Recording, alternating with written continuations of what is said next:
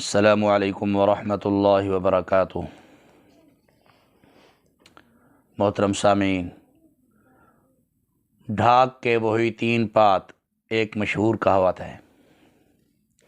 ڈھاک ایک پودے کا نام ہے جو تناور درخت بن جاتا ہے جوں جوں اس کی عمر گزرتی جاتی ہے، پھر یہ درخت کی شکل اختیار کر جاتا ہے۔ بنگلہ دیش اور ہندوستان میں کثرت سے پایا جاتا ہے۔ اس وقت پاکستان میں بھی بعض جگہوں پر پایا جاتا ہے۔ اس کے متعدد شفائی کمالات ہیں، حیرت انگیز کمالات ہیں۔ اہل ہنود کی مشہور اور قدیم مذہبی کتابوں میں ڈھاک کے بارے میں یہ تحریر ہے کہ جو بھی ڈھاک کا استعمال کرنا جانتا ہے اور اسے استعمال کرتا ہے، وہ نہ تو بڑھاپے سے پہلے اندھا ہوتا ہے اور نہ ہی وہ بچپن اور جوانی میں مرتا ہے۔ ہندوستان میں آج بھی ڈھاک کے پودے کے پتوں اور پھولوں سے متعدد بیماریوں کا علاج کیا جاتا ہے، اور حیرت انگیز ایک نسخہ میں آپ کو بتانا چاہتا ہوں۔ ڈھاک کے پھولوں کو پانی کے اندر جوش دیں۔ جوش دینے کے بعد جو رنگ نکل آئے اس رنگ میں سفید کپڑے کو رنگ دیں۔ پرانے وقتوں میں ہندوستان اور بنگلہ دیش کے پرانے حکماء اور آج بھی ان کی نسلوں میں جتنے حکیم بیٹھے ہیں، وہ مریض کے سفید کرتے کو ڈھاک کے پھولوں کو جوش دے کر اس کے رنگ میں رنگتے ہیں۔ پھر یرکان کے مریض کو وہ کرتا پہنایا جاتا ہے۔ چند یوم میں یرکان کا مرض خاتمہ ہو جاتا ہے، یرکان کا مرض جاتا رہتا ہے، مریض بالکل ٹھیک ہو جاتا ہے۔ باقی ادویات بھی ساتھ ساتھ مریض کو استعمال کرائی جاتی ہیں، اور یہ کرتا ڈھاک کے پھولوں کے رنگ سے رنگا جاتا ہے اور کرتا بھی پہنایا جاتا ہے۔ دوسرا حیرت انگیز آپ کو نسخہ بتا رہا ہوں، وہ آپ نوٹ کر لیں۔ پسو بھگانے کا عجیب طریقہ۔ بعض گھروں کے اندر پسو اتنے زیادہ ہوتے ہیں، آٹے میں گھس جاتے ہیں، کھانا پکائیں تو اس میں گھس جاتے ہیں، سالن میں گھس جاتے ہیں۔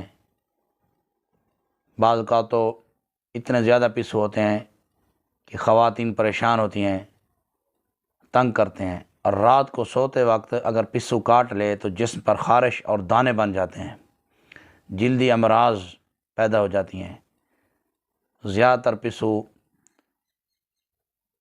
شلوار کے جو پنچ ہوتے ہیں پاؤں سے ہی گھستے ہیں سوتے وقت، اور پورے جسم پر اس کی زہر پھیل جاتی ہے اگر ایک جگہ پر بھی وہ پسو کاٹ لے۔ پسو کی 5-6 قسمیں ہیں، جسے کھٹمل بھی کہتے ہیں بعض علاقوں میں، اور ہماری سرائکی میں ٹنڈن کہتے ہیں۔ ٹنڈن جو ہوتا ہے نا جی، یہ بھی بہت اس کی اقسام ہیں، پسو کی بہت ساری اقسام ہیں۔ پسو ڈھاک کے پھولوں پر عاشق ہوتا ہے، چنانچہ تحقیق کرنے پر عملی طور پر یہ بات ثابت ہو چکی ہے کہ اگر ڈھاک کے پھولوں کے 2-3 بڑے بڑے گچھے کمرے میں رکھ دیے جائیں تو اس کمرے میں تمام پسو ان پھولوں پر آ جائیں گے۔ آپ تجربہ کر کے دیکھ لیں، اگر آپ کے علاقہ میں ڈھاک کا پودا ہو تو آپ اس کے سرخ سرخ پھولوں کے گچھے کافی تعداد میں، وہ 3 گچھے کم از کم آپ لیں، 2-3 بڑے بڑے گچھے بنا کر آپ اپنے اپنے کمروں میں رکھ لیں، پسو خود بخود پھر ان پھولوں پر آ جائیں گے، اور 1 دن کے بعد ان پھولوں کو آپ جلا دیں، جس سے تمام پسو جل جائیں گے اور پسوں سے آپ کو چھٹکارا مل جائے گا، ورنہ پسو ہاتھ نہیں آتے۔ یہ گھر میں چونکہ کافی چیزیں ہوتی ہیں، یہ اس میں گھسے رہتے ہیں، پھر وہاں پلتے اور پھلتے پھولتے رہتے ہیں، پھر نقصان بھی دیتے ہیں۔ اسی طرح کوڑھ اور پھل بہری کا علاج، یعنی جسے برس کی بیماری ہو، سفید داغ ہوں چہرے پر، جسم کے کسی حصے پر، وہ ڈھاک کے پھول اور پتوں کو کھائے۔ اسی طرح پھول اور پتوں کا جوشاندہ بھی برس کے مریض کو پلایا جائے، اور پھول اور پتوں کو رگڑ کر ان کا پیسٹ بنایا جائے، پھر کوڑھ اور پھل بہری برس کے جو نشانات ہوں، سفید داغ ہوں، اس پر اس پیسٹ کو لگایا جائے، لیپ کیا جائے۔ چند یوم کے استعمال سے انشاءاللہ العزیز کوڑھ، جزام، داد، چنبل اور سفید داغ، برس کے جو سفید داغ ہوتے ہیں، انشاءاللہ ان کا خاتمہ ہو جائے گا۔ اسی طرح ڈھاک کے جو بیج ہوتے ہیں ان کا تیل نکالا جاتا ہے، اس کا تیل بھی داد، چنبل، جزام اور برس کے مریض استعمال کریں، لاجواب تاثیر کا حامل ہے۔ بعض اوقات کسی خاص مرض یا کسی اور وجہ سے جسم کا کوئی عضو، کوئی حصہ سن ہو جائے یا بے حس ہو جائے، کام کرنا چھوڑ دے،